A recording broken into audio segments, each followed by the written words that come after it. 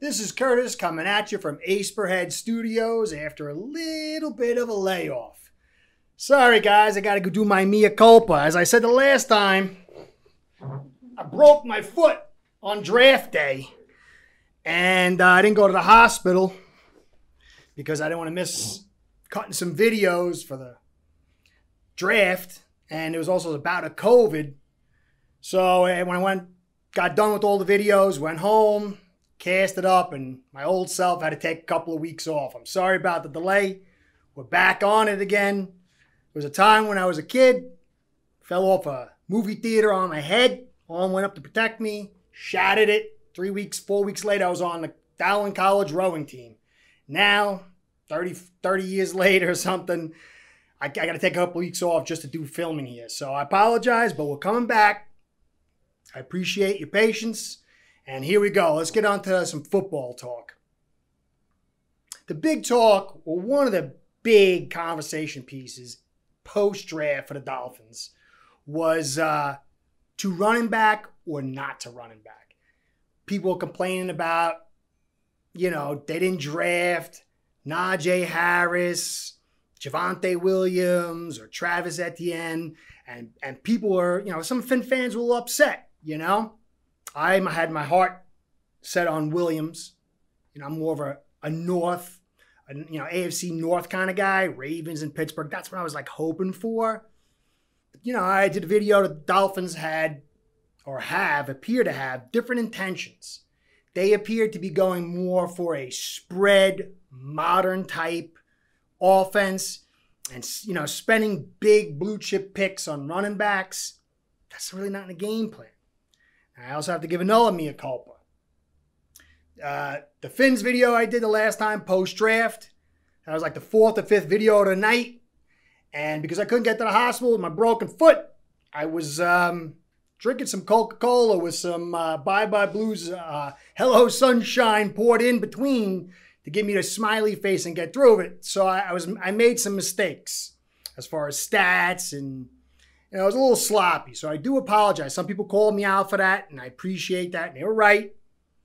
I'd like to, instead of falling totally on my sword, I'd like to use my broken foot and a little bit of extra sauce in my Coca-Cola as excuse. I'm going to make up for that, so I do apologize. But fans have to understand, and I believe that the majority of what I said that night was true. There is a plan. Maybe not the plan that we want, but maybe the plan we need. But it is a plan. That's the good thing. I mean, how many times have we had Adam Gase? We go this direction, and next year we go in this direction, and we're all over the place. There's no consistency. So we're going to take a look at the running backs currently on the roster, and then the process of what it means to be a running back. So maybe some fans who aren't on board with the possibilities, and I'm not saying it's 100%, you know what I mean? You look at Pittsburgh Steelers, they drafted Harris. And, in my mind, Pittsburgh is one of the top front offices next to the Ravens. So, you have to give some credence that maybe Miami made a mistake. But you also have to give some credence that maybe they didn't. Okay? So we have to remember the framework is built off Bill Parcells. And in Parcells, that framework was adjusted and added on to by Bill Belichick. So you have Chris Greer, who's a protege of Bill Parcells. And then you have Flores, who's a protege of Bill Belichick. And when you look at New England, as far as how they've built their teams, they have not spent they spent one top pick. I can't remember the guy's name, the running back they got. And it really didn't pan out. Other than that, it's all back of the end stuff. They got Dylan that time, for a song to dance. He was a vet, and he got into the Super Bowl. But other than that, it's not really a valued position for them. Breaks my heart. Breaks my heart. I love the running back position. To me, running backs are the most identifiable of the game of football. It's a romantic position. You take the most amount of beating. You get ground up the most. But when it comes through, it's beautiful. And running a football, to me, there's nothing like it. I played a bunch of different positions, you know, from pee-wee to junior college. Nothing was like running a football. Rushing. It was a rush. So it breaks my heart that the running back position is being downgraded. But it is. The young kids, the talent, is going to cornerback, quarterback, receiver, tight end, anything but running back. It's the red-haired stepchild as far as where the talent's going. And you can see that the level of the talent's gone down. Now, anybody who makes it to the NFL is an amazing running back. You know, you can't degrade anybody who makes the NFL. But that high point, the Barry Sanders, the, Emmitt Smith, Walter Payton, Earl Campbell, that's back in the day. And so you can remember also, too, we're in a cap era. And not only in a cap era, we're in a falling cap era. So are you going to, the cap shrunk almost 20 million. So you're going to invest huge sums of capital in a position that most likely is going to get ground up. There's very few backs that have long careers. It's such a rare thing. I mean, if you can get that kind of back, it's worth the money. But are you going to bank on it? So anyway, everything's moving away from the running back position. So as much as it breaks my heart, I wanted Javonte Williams so much. I would have been happy with Harris. But I understand. So there's a lot of you out there know as much as I do about football, maybe more. Some of you don't. This will be a little bit of a refresher for some of you. But what's the job of a running back? There's one job. Making people miss. However you go about it. And that's another beauty about the running back position. There's so many ways to get a job done. There's so many tools available, so many body types. Big, small, tall, short. Can't be fat, but you know what I mean. But the essential job of a running back is to make one person miss. On every play, you're not expected to break 5 tackles and go to the end zone, but you are expected to make one person miss. Now, the ability to make a person miss depends on multiple things. What tool do you use? What talent does the running back have with that tool? I.e. stiff arm, spin, a juke, just speed to the outside, truck, the slice, or as my old running back coach used to say, the old in and out, Curtis, because that's what I like, the in and out. It sounds a little weird in retrospect, the in and out, but it's I love that. That was my go-to, Every running back has their toolkit. Some have more, some have less. I remember Barry Sanders, known for, speed, agility, the jump cut, all that stuff. I remember one of his last years, he was playing 49ers. And for some reason, this play it's emblazoned in my mind. I had my girlfriend next to me. I almost threw out of the bed. I was so excited. They were on the goal line. And Barry was set up that he couldn't. It was an inside run. And there was a defender right on the goal line. He couldn't juke. It was either straight through or that's it. And Barry came and put his forearm right into the shoulder and pad in the neck of that 49 defender and drove him straight back for the touchdown. Man, I got so excited. I didn't know Barry really had that tool in his toolkit, and it was beautifully devastating. I know this guy was totally taken out. I flung my girlfriend from the bench. What's wrong with you? I said, did you see that? But that's the thing, is all kind of tools for situations. But sometimes the running back is in a situation where his other tools in the toolkit, they're not going to work. And so, if you're out in the open and a guy is sitting there, you don't want to truck him. You got to make a move. It's an agility play because there's space. If there's no space, the agility play doesn't work. You have to rely on power or the shave or the truck. So then you have to add in the type of blocking scheme. Some runners work better for some kind of schemes. Terrell Davis with the Broncos. They had the zone stretch with the cuts. It was brutal, man. I don't know how many guys' ligaments were torn out for that. But he was made for that scheme. He was perfect in that scheme. If you gave him a straight-up zone run, he'd have been good. If you gave him a man-blocking scheme, he'd have been good. But his ability to cut hard and come back at a sharp angle was special. His power, that burst, he was designed for that scheme. Now, obviously, then, after the scheme, it's the actual blocks themselves. So you can see it's not just about, Miami needs a power back. They need a big power back. Well, maybe that would work, but you have to go down the whole list of what actually makes a run successful or not.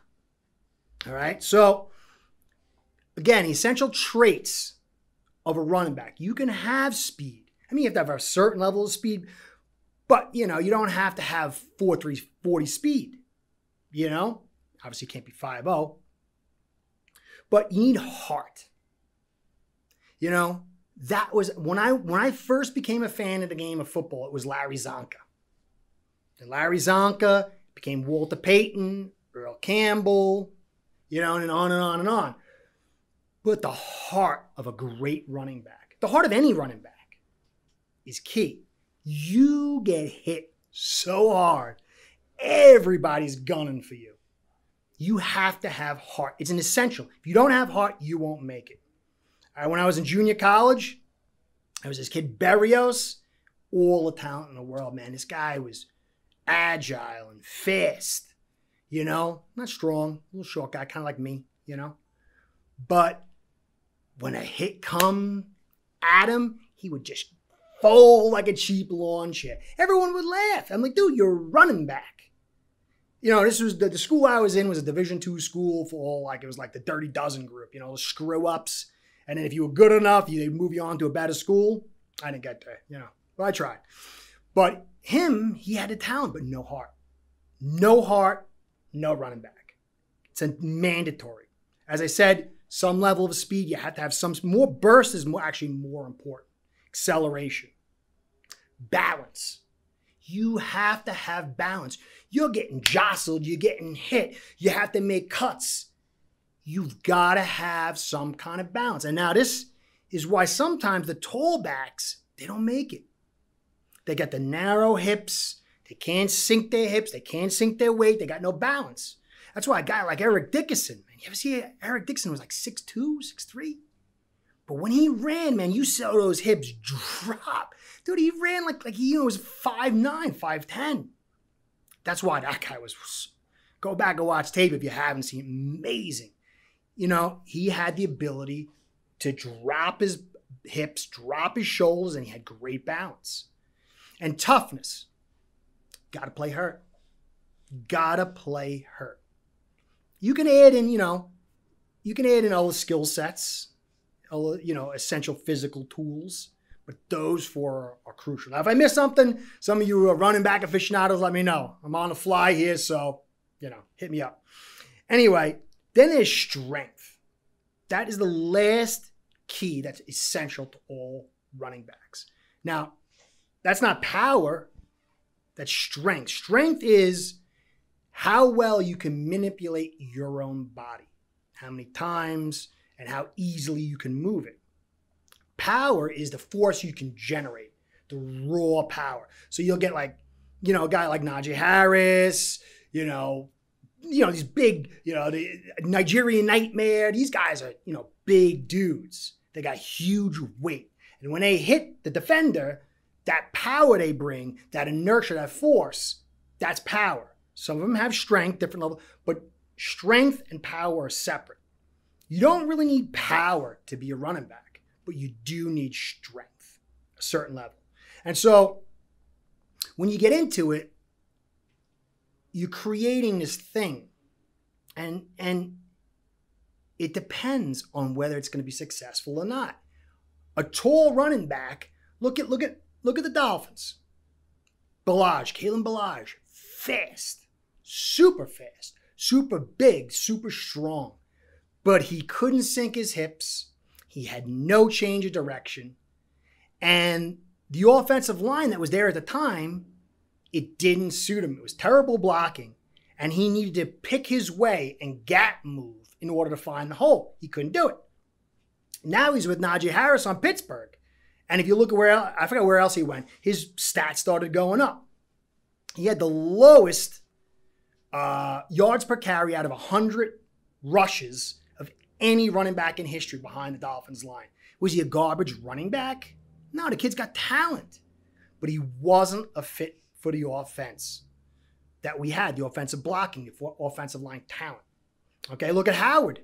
Howard's a quality back. He was destroyed except for goal line. It was pathetic watching him run. But then you get like Gaskin, you get these smaller backs that are able to move, pick and find their holes, and all of a sudden they're blowing away these big backs. And so part of me, that's one reason why I think Dolphins shied away from Harris. Because our current lineup and our willingness to build the kind of line he needed wasn't there. This team is going to be about passing, Tua, and the running game is going to be an add-on, not the main piece of the cake, okay?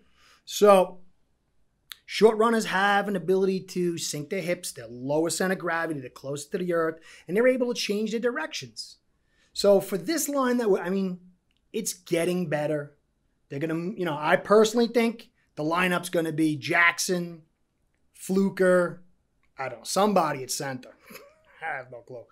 And Hunt, and then Eichenberg, or more likely Davis to start out.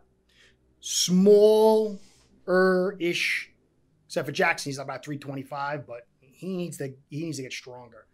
But smaller-ish tackles that are mobile and gigantic guards. I think that's what they're going to do because that's going to open up the between the tackles runs. And when you go back and you look at the plays that we were calling last year, the most successful ones were those in between tackles because, Salvon Ahmed, Myles Gaskin, those guys work really well between the tackles.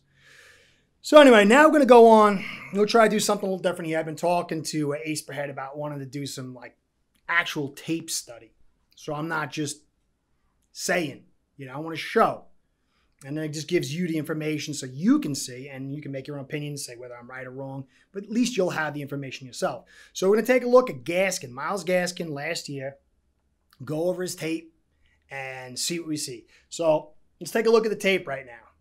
As I said, pass protection is not really a fan favorite, but it is definitely a coach favorite.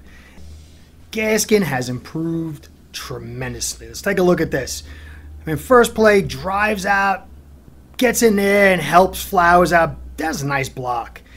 His reading improved a lot right there, just enough to get the ball off. And then he started chipping in when he went out to pass plays, which is a big deal. It really helps out the tackle, and it's just a good thing to add to your blocking.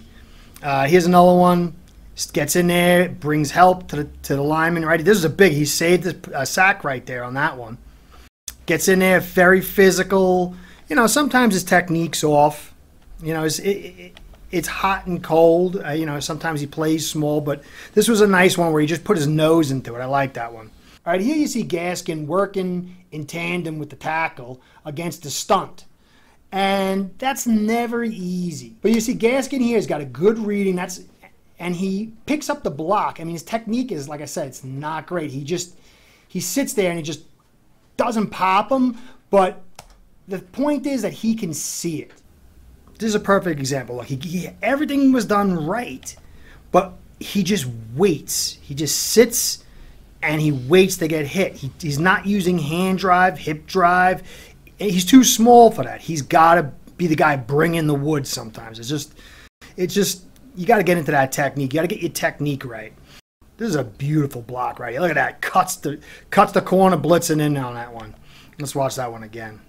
Now, sometimes guys who don't like to use their hands a lot, they like to cut. And I think, you know, it serves them well here, but you'll see down the road, you know, defensive players start to see that, well, this guy's a cutter, you know, and they wait for that. Like, look at this one right here. So he goes to cut, and he's just waiting there for that. If you're known to be a cutter, this is what they're going to do. And it's, you know, it was a good enough block to get the ball off. But if that read wasn't there and he had to go to his next read, Fitzpatrick was going to get a face full of defender. And you don't want that. So I think he's just, you know, little bits here and there he's got to work on.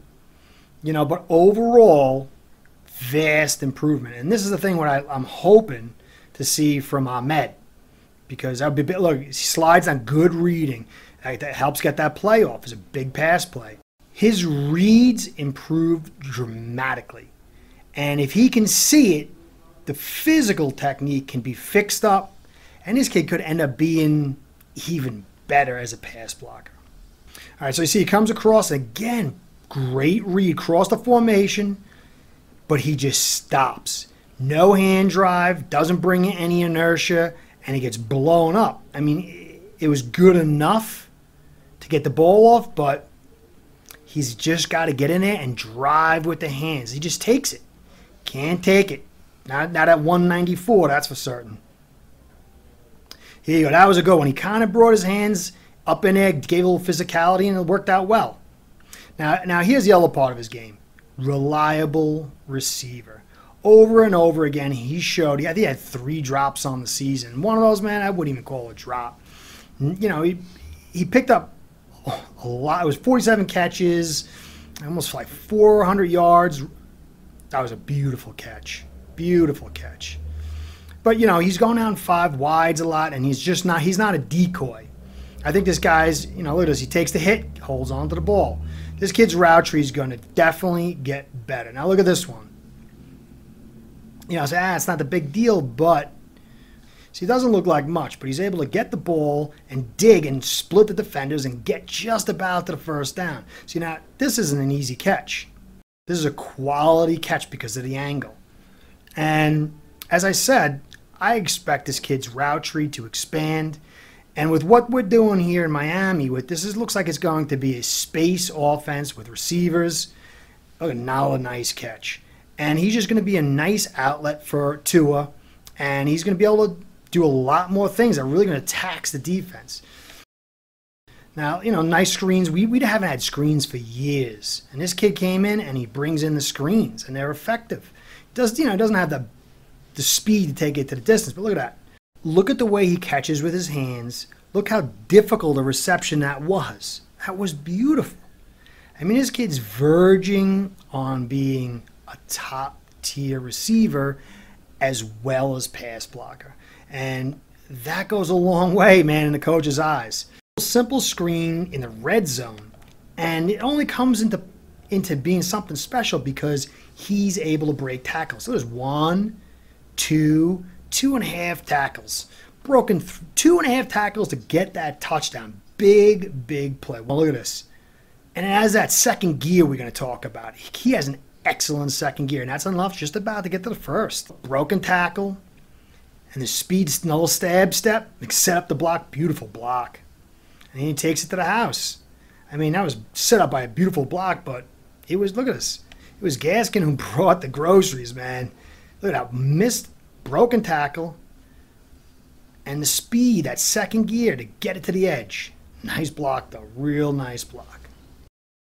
All right, now we're going to get into his running. All right, that's what everybody's concerned with, you know, because really, at the end of the day, it's awesome that you can pass block. It's awesome you can be a receiver. But a running back needs to run. And so we'll open up, do a long list of his plays. I did something like this for Finn's News. Didn't have Aceperhead Studios, great mics, and Hans over there doing his job, setting us up for quality production. So if you want to take a longer look, I did basically a chronological of all his plays. But we're just going to kind of like be a little more succinct, and I'm going to try to hit it in a little bit different angle. So remember I talked about running backs have to have a tool set. And this is one of the things I really like about Gaskin? He's got a huge tool set. Watch all these tools this guy brings to the table, and they're quality tools. 1, 2, 3 broken tackles. Look at this, the way this kid fights. This is a very nice run. Look, he gets hit, has the hand to the ground. They teach you that from the pee-wees on. Put the hand down, keep your balance. Balance, one of the key assets. And here's another one. 1 broken tackle, 2, 2.5 broken tackles. And he picks up an extra 5 yards after contact. Look, 1 broken tackle, 2. And look, the whole team's got to take him down. He's 194. Look at this, 2 broken tackle. Well, 1.5 right there. Watch this. Boom, trucks him. Dude, that guy is feeling humiliated. He doesn't quit. He keeps fighting. And that was a dead play. Fighting, spins it out. Everyone stops. Not Gaskin. Keep fighting. Picks up extra 4. Now, this is a beautiful play. And the corner is set up to make this a loss. But the point is, the job of a running back is to make one guy miss. And watch what he does to this dude. Bang, inside.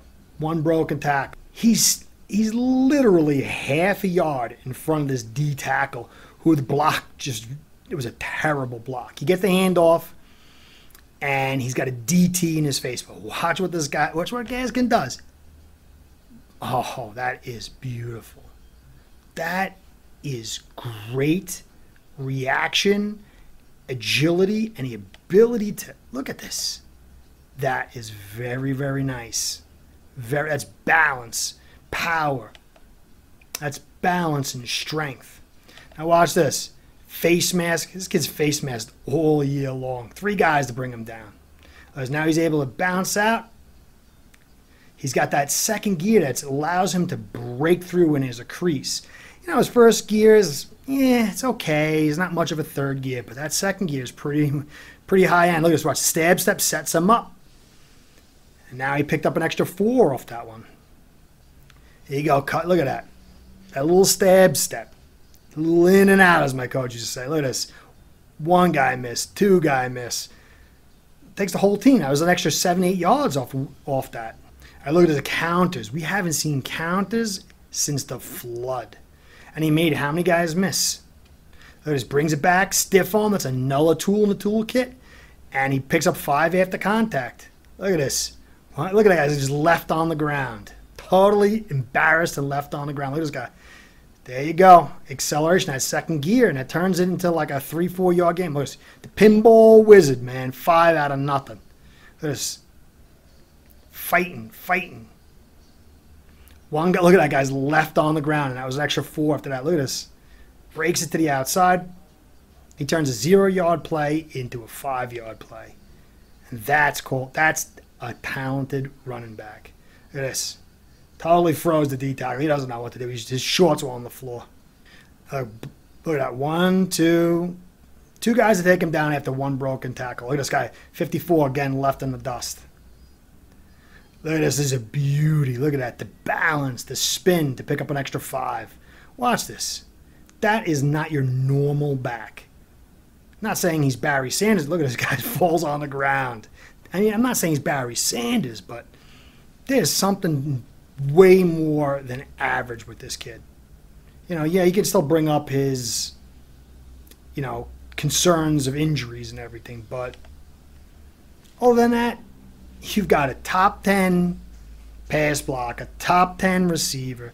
In my eyes, kid's only going to get better. Only going to get better as a runner. So I'm really high on him, and I think that I think Brian Flores is obviously very high on him because he's putting a lot on his back. And I think this kid, from everything I heard, he's setting up his offseason just right. So I would look out. I think there's big things coming from Myles Gaskin. All right, so you see in the tape, you could see this kid has heart. He's got balance. He's got acceleration. He's got toughness. He's got all the facets to make a good running back. But on the NFL level, it's not just about running the football. And most people don't realize that there is a whole host of other traits that are essential to an NFL player making it, even in college. In college, you're expected to be a much better pass blocker than in high school. Not like the NFL, but you've got to have some kind of talent there, some kind of skill set. Okay? And I'm going to go over who Myles Gaskin is. Most people don't get it. He was a 7th round pick. He's a 7th round pick. Who is he? He's not picked in the 1st round, the 3rd round. He's nobody. Look at his history. Okay, I'm going to read it. I'm going to use the paper because I don't got the memory for this. All right, I don't screw it up. Gaskin became Washington's starting running back as a true freshman in 2015. The first true freshman in school history to rush over 1,000 yards. Set freshman records for 14 rushing touchdowns. Named MVP in the 2015 Heart of Dallas Bowl after rushing for 180 yards and 4 touchdowns. Gaskin played all 14 games as a sophomore and was named All Pac-12 first team following the first regular season. Junior season, he led the Pac-12 with 21 rushing touchdowns and 24 total touchdowns. Gaskin finished his career with a school record 62 touchdowns, second in Pac-12 history to Royce Freeman, 5,323 yards, third to Freeman and Charles White. Hold school record of 100 rushing yard games, 26 rushing attempts, rushing yards per game, over 100, rushing touchdowns, rushes of 50 plus, and all-purpose yards. That's a stack of records. Now, you'll say, it's Pac-12, man. Pac-12 was Pac-12. Okay? Alex Mack, Cameron Jordan, Clay Matthews, Marcus Peters, Ryan Khalil, Carson Palmer, Andrew Luck, Richard Sherman, Tyron Smith, Rob Gronkowski, Aaron Rodgers were all Pac-12 players.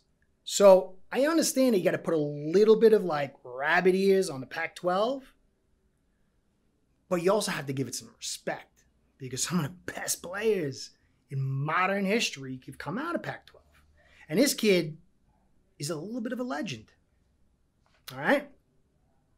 Now, as I said, pass blocking is essential. You look at Gaskin's pass blocking.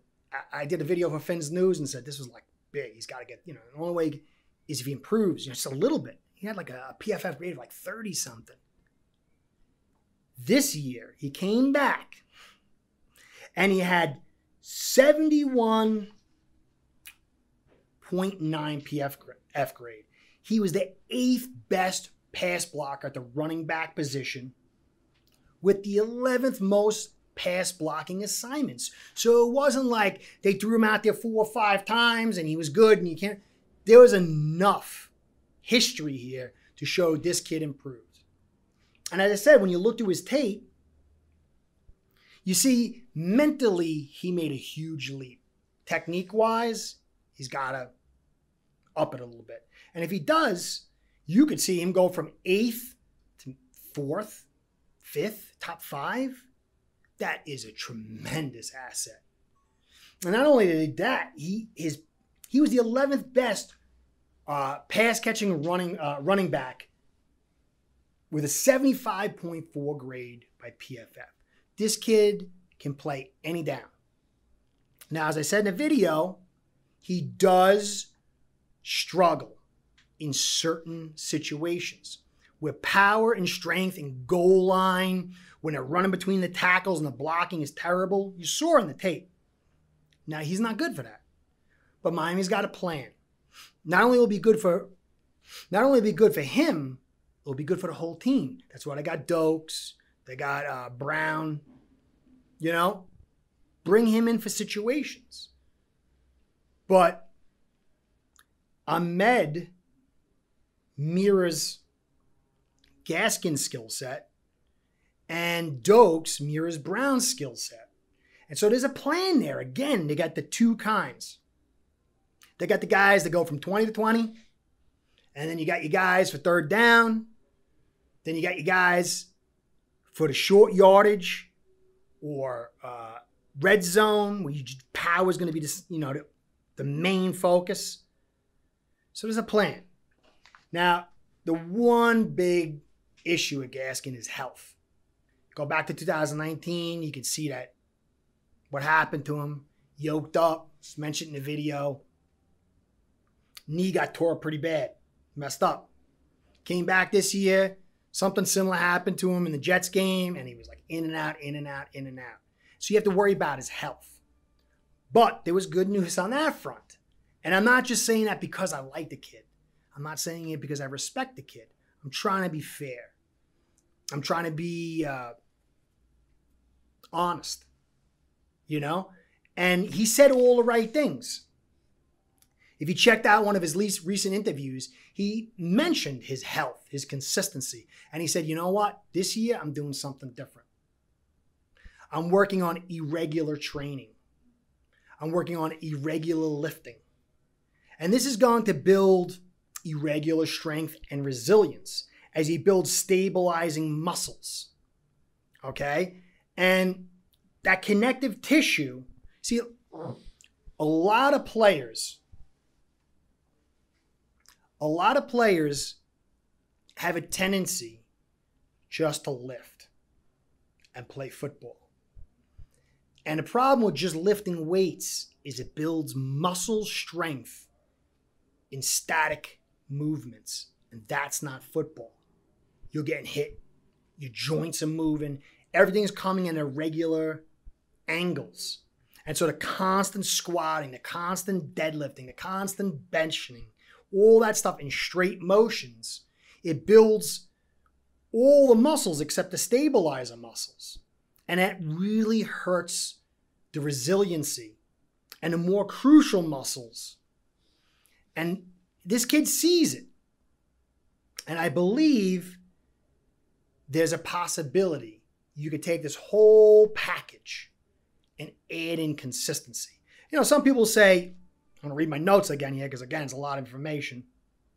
He's too small. Can't stay healthy. 194 pounds. 5'9". Forget it. Forget it. We need 230. It's the only way they're going to stay healthy. Marcus Allen, 6'2", 210. Tony Dorsett, 5'11", 192. Barry Sanders, 5'8", 201. Pretty thick, but still not heavy. These guys are Hall of Famers. You say, they're Hall of Famers. Okay, that's fair. Take a step down over here. Napoleon Kaufman, 5'9", 187. Brian Westbrook, 5'10", 203. Slightly bigger, but also slightly taller.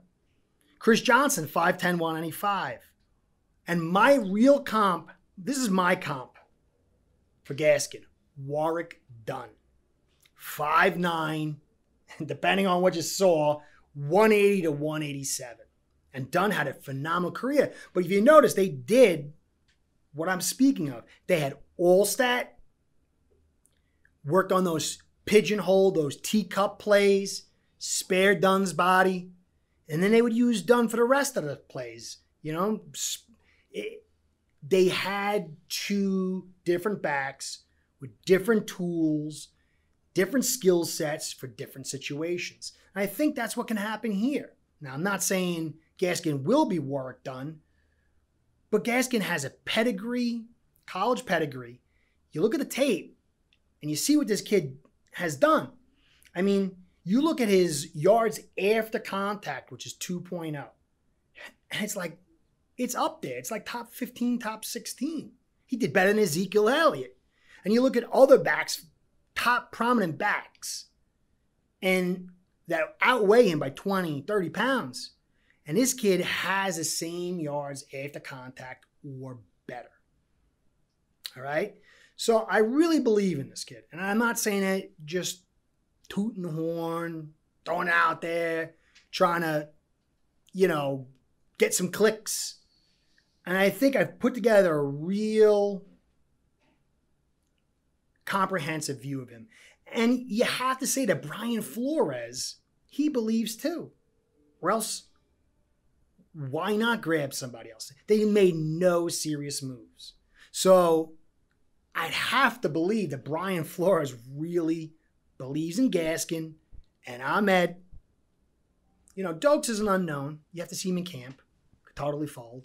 So I don't think he's saying, oh, Doakes is going to be our guy. And I think Brown has some tape. I'm not going to do any studies on Brown here because it was a little more comprehensive and it would have kind of dragged out. I'm going to do that on a separate video. But now let's look at Salvon Ahmed. I had some guy say to me, it's Ahmed. I felt bad. I've been trying to figure it out. But I had people whose name is Ahmed come up to me and said, it is Ahmed. All right, now we're going to take a look at Salvon Ahmed, college teammate with Myles Gaskin. They have some similarities, but Ahmed is a little bit taller. He's more sudden in like a half gap movement than Gaskin. He's got a better first gear.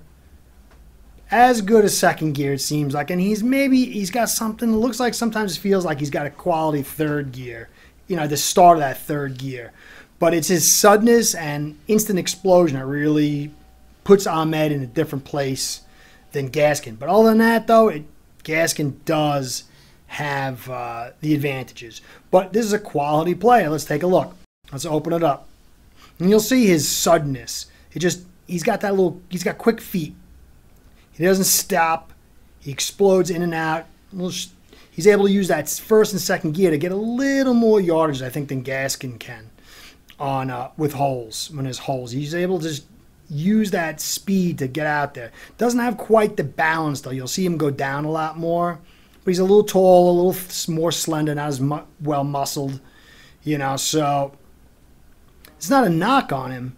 And I personally think that Gaskin is verging on special as far as his qualities. But you can see his feet never stop. They hit, and he's very sudden, very sharp in his cuts. So I get up there. When these are all quality runs, there's not much blocking. He's able to use that speed to pick up that extra yard.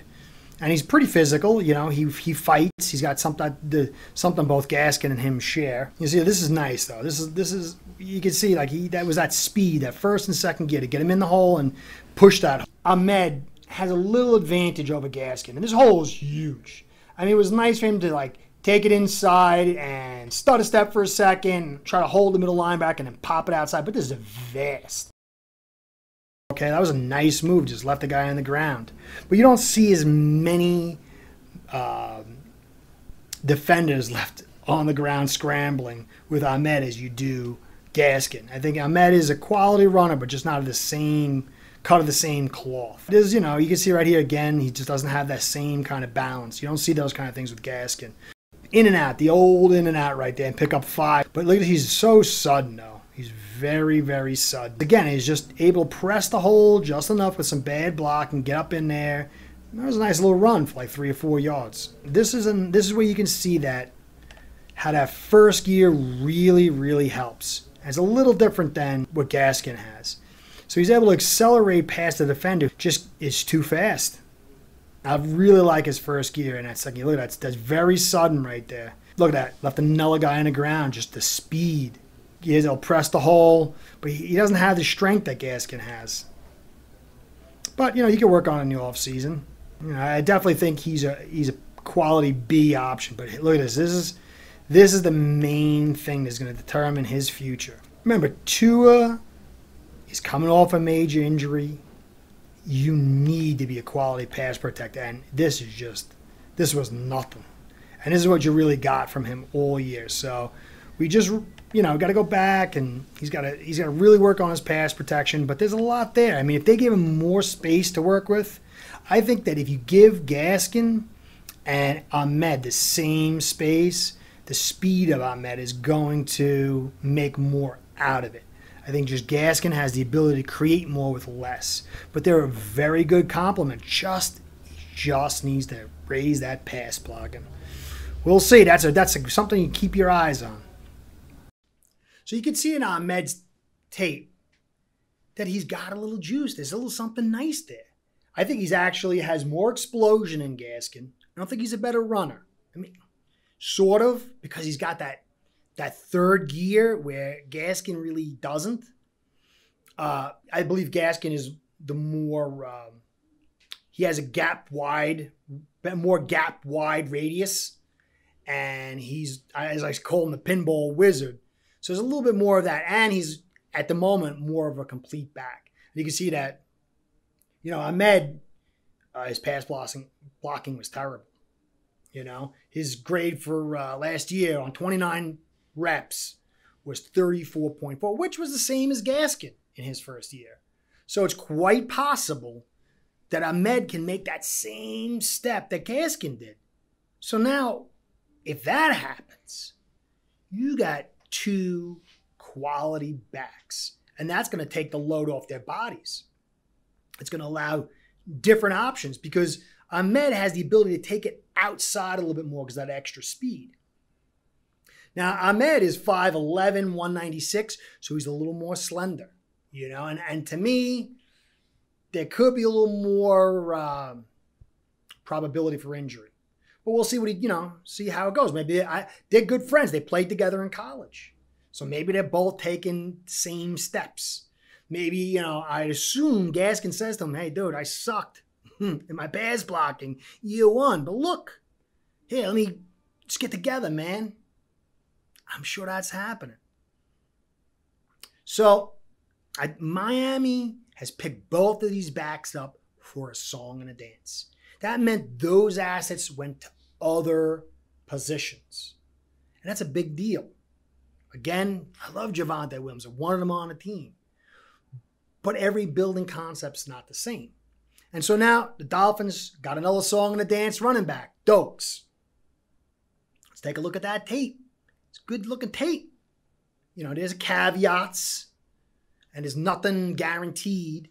But after you see that tape, I think, you'll see the hope too. Let's take a look at that tape. Last up is Gerrid Doaks, the Dolphins' 7th-round draft pick. Some people are really high on him. Some people are not high on him at all. And I really don't think he could do anything but say, hey, look, let's look at some traits. Let's try to make some kind of projections based on those traits. Other than that, the kid's got talent. Say, why did he fall to the 7th round? Well, as I've been talking, running back position's been devalued. He played in a lesser conference, and he had plenty of injuries. 2 knee injuries, and I think a hernia. So all that stuff is just going to push a running back to the tail end. To me, this kid's got talent. 6 foot, 233, shows speed, agility, willingness to play, to block, willingness to pass block, willingness to get down and dirty, be physical. I like what I saw. So we'll take a look. First, the key thing is pass blocking. I'm going to keep going back to that. And he looks like, from what I've seen, it was very little. They didn't really give him much. He can see it, but his technique isn't so hot. But at least he sees it. You can see over here, too. This is usually not something that many people are going to get excited about. But the fact that this is coming off 200-yard games, and he was expected to be the bell cow to win this game. But he wasn't. That wasn't the game plan. But he's really selling this play fake, and he gets the defender to bite. And I like that. That shows heart. And here he's actually the lead blocker, and he's given his all. That shows character to me. But, look, he's got power. He picks up an extra 2-3 yards after that contact. A nice little spin there that picks up an extra 2 or 3. And that's the thing. Most people, when they look at a running back, they want to see, the 80-yard run. And that stuff is not really translatable too much to production in the NFL. Because the reality for a running back is the windows, those holes are going to shrink. Those windows of opportunity are going to shrink. The defenders are faster. It's all about handling one-on-one matchups and be able to pick up that extra yard or 2 after contact. Because contact's coming. The holes will not be there. So you got to watch these little bit of stuff. There's little bit of traits. And the fact that he can take hits and not just use power, he can use a little balance and agility to pick up some extra yards. I like that. And I saw that time and time again. See, he's also somewhat like Ahmed. He's got that sharp and sudden half-gap movement that he's able to leave guys in the dust, just like this. And then he can use his power and physicality to pick up some yards. And that was an extra 2 or 3 yards by one miss. Look at this. That's another sharp movement. He uses strength. That's a beautiful run. That's a beautiful run there. Watch this. Setting a guy. He knows where he's supposed to go. He sees a defender there, and he just cuts it up. He uses change of direction and acceleration. And, this is nice. This is a big kid running through a hole. Arm tackle ain't going to happen. That's a no one. You see that? He does that shift, that little in and out cut. And that arm tackle is not going to stop him. And he picked up 3 on it, actually, after that contact. So he gets the handoff. And there's a defender in the hole. The defender's set up to shoot that gap and take care of him and get a stop. Now they're in the red zone. 1st and goal. Every yard counts.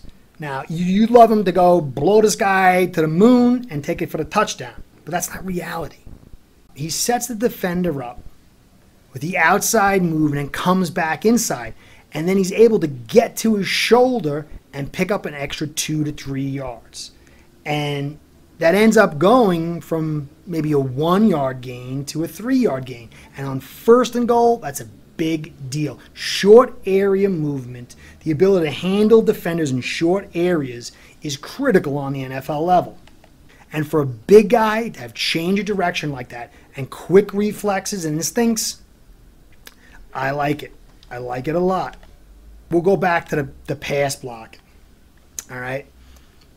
Good idea. He gets in there and he hits the defender, but he gives him the shoulder. And not only does he give him the shoulder, but he gives him the inside shoulder, which then allows the defender to break off him and to get after the quarterback. If the quarterback hadn't been so fast, he'd have been tackled. Running backs, for some reason, don't like to use their hands. People are afraid they're going to break their wrists, but you got to use your hands. It's the drive up into the shoulder pads. We're all taught that from Pee Wee, but for some reason, running backs don't like to use that technique. He's a big kid. So he sees, but he definitely has to work on some of his technique. But we'll get back to his running. And for a kid that's 6 foot, 233, there's a little I get a little vibe of like Ricky or Ronnie Brown. Ricky obviously was 5'10", 233, and way more talented. Ricky could have been a Hall of Famer. But this kid has a little bit of that, a little bit of that echo. And so I like his style. A kid that's, 6 feet tall, he's already had knee injury problems. This could end up being a concern. But he was taken in the 7th round. I think people have to understand that we have the feature back, quote unquote, in a limited capacity with Gaskin. We have his mirror, hopefully, if he can pick up his pass blocking, Ahmed. Doakes is coming in for a roll of the dice, see if they can get him healthy, come and play situationally, try to raise his pass blocking, and then maybe in year 2 we'll get something out of it. Kid's talented. The only reason he fell this far was because of the injuries. And I like Doakes. And then, we still have to look at Brown, and we'll see what else the Dolphins pick up. But overall, there's enough talent here with these 3 backs. It's going to come down to the offensive line. That's really all it's going to come down to. All right, so you saw the tape. Kid's got some talent. Why did he fall late to the 7th round? He sucks, right? No, he had a hernia problem, injuries, knee injuries, played in a lesser conference. These are all red flags that push you back down, and the running back position is just not premier. It's not premier anymore. But this kid is 230 and 6 feet tall. He's got that Ricky Williams vibe. Ricky Williams, 5'10", 230, totally different class of talent. But there are some similarities to that style. And he breaks tackles. He has some speed. This is a guy you come in and see how his pass blocking looks. You give him 5 touches a game to start off with. See how he plays out. See how it plays out in camp. It's not a bad pick at all. 6 foot 230 for 7th round. Talented. Injuries. So then we got Malcolm Brown.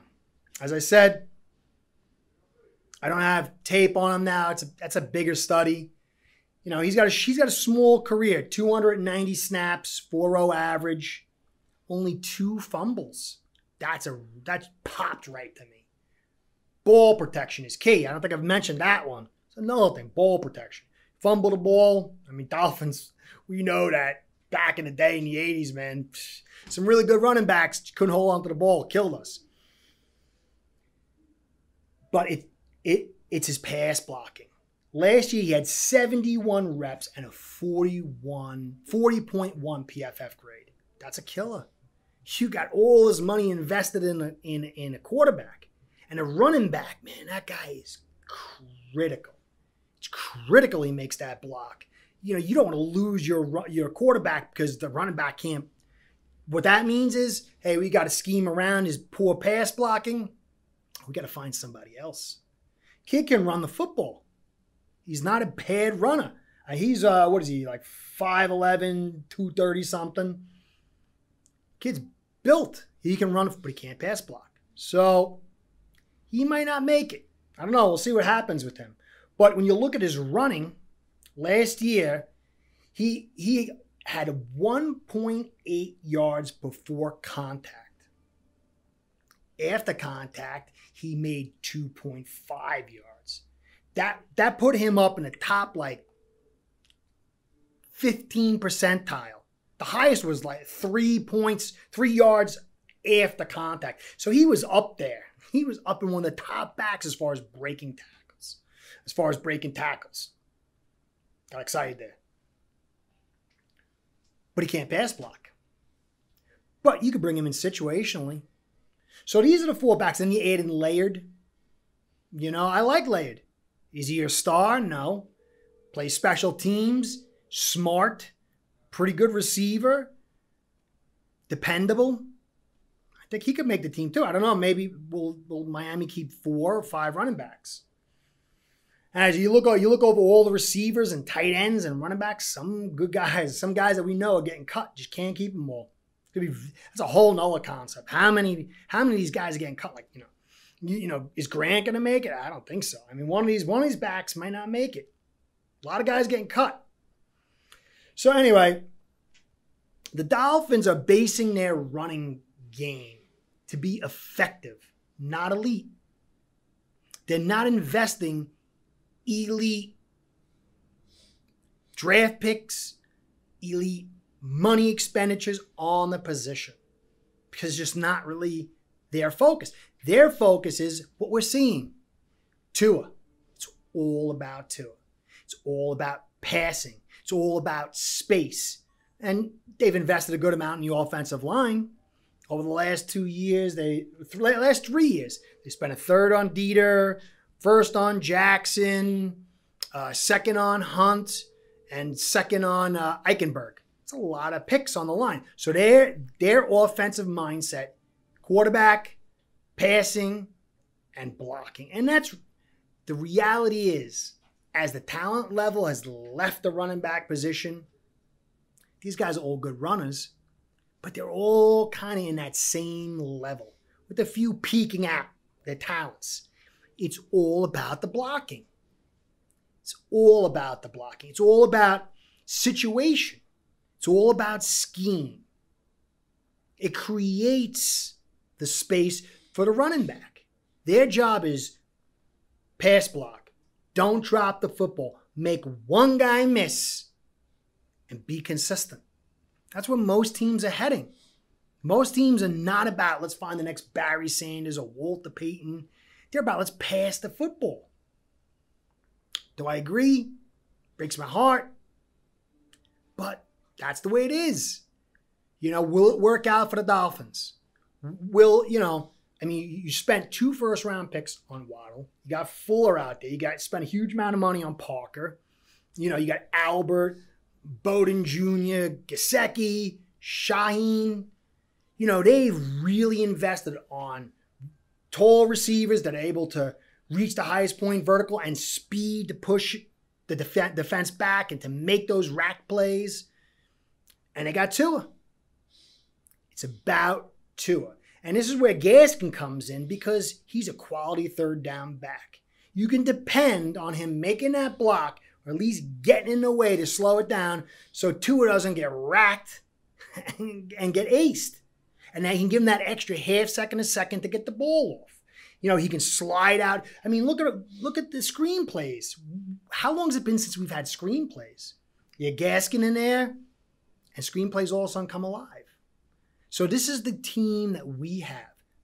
Big play defense.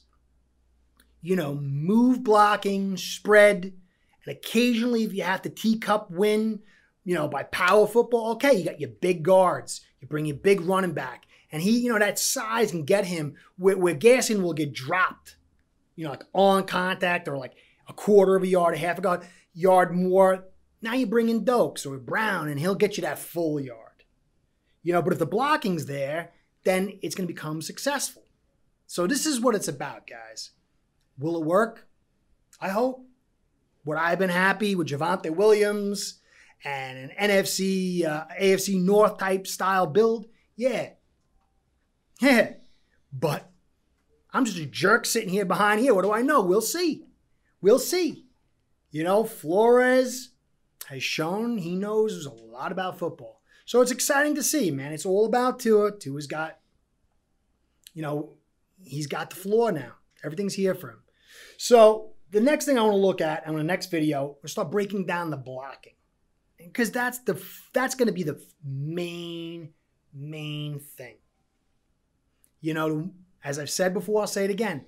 The offensive line makes the NFL world go round. Defense gets time to rest based on time of possession. That's based off the offensive line. Skill positions, quarterback, they make their meat based on the blocking. So we're going to do a study on all the blocking from tight ends to linemen. That'll be the next phase rollout. But I think when you see all of it together, there really shouldn't be much disappointment or fear. I mean, not saying it's going to work, but the plan's there.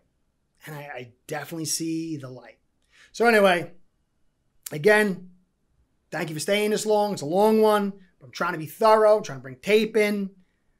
Sorry for the layoff, but I'm old. I got a broken foot. Sorry for the mistakes, but I had to do a little special sauce to get through the pain. Made mistakes.